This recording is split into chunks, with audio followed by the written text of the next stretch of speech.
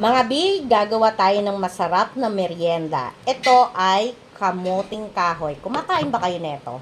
Ganito gawin natin. Lahat ng kamuting kahoy, gagadigarin natin ganyan. Ubusin natin siyang ganyan. Yan mga bi, tapos na lahat. Ngayon, pipigain natin siya para mawala yung katas niya. Yan mga bi, napiga na natin. Titimplahan na natin siya. Lalagyan natin ng sibuyas. Para mabango, lalagyan natin ng dahon ng sibuyas. Dagdag, masarap. Din natin ng asin. Lalagyan din natin ng pamintang durog. Ngayon, hahaluin natin para maghalo yung mga ingredients na nilagay natin. Yan. I-mekos-mekos mo lang insan. Ganyan lang insan, oh. Yan, nahalo na natin lahat.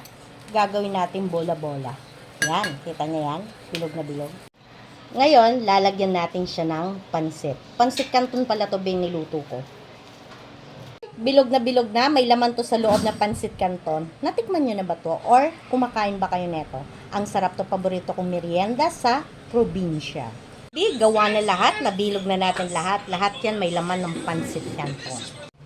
Ngayon mga bi, ipiprito na natin siya. Sa mahinang apoy lang para hindi siya mahilaw mga bi. Yan. Yan mga bi, pag ganyan na siya, hahanguin na natin. Ibig sabihin, luto na siya.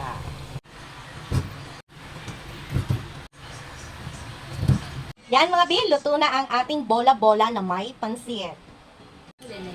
Yan, merienda na tayo bi. Oh, sarap. Pwede nyo isawsaw to sa suka kung gusto niyo.